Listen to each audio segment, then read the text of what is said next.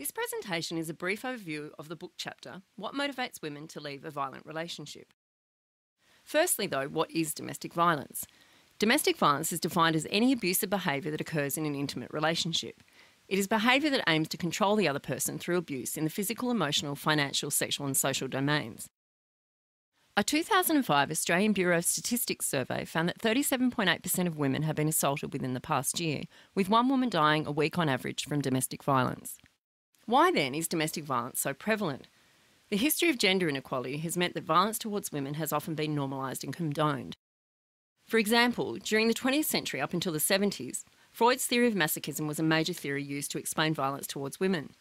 Women had a psychological need for punishment and derived pleasure from the violence.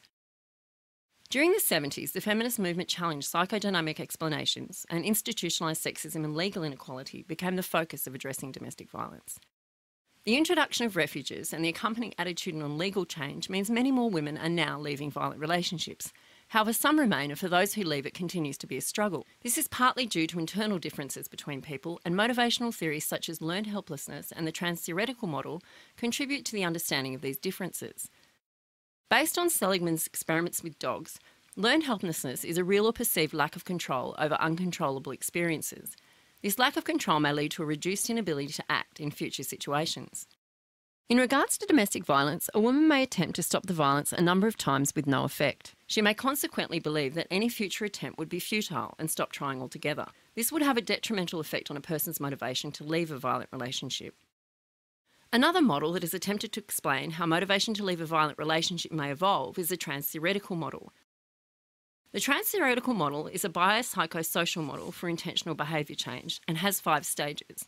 These are the pre-contemplation, contemplation, preparation, action and maintenance stages. These 5 stages have been found to correspond with the stages women go through when involved in a violent relationship. The model is not linear and women may move back and forth in the process and relapse at any point. The possibility of relapse or success is mediated by cognitive variables such as attribution and attachment style. Affective variables such as depression, anxiety, hopelessness and anger also impact on movement through the stages. Clearly, there are external social forces that determine the likelihood of a woman leaving a violent relationship. However, internal factors mediate and interact with these forces.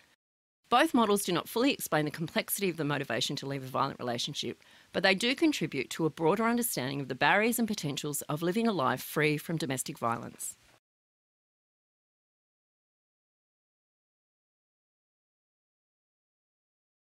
Created using Powtoon.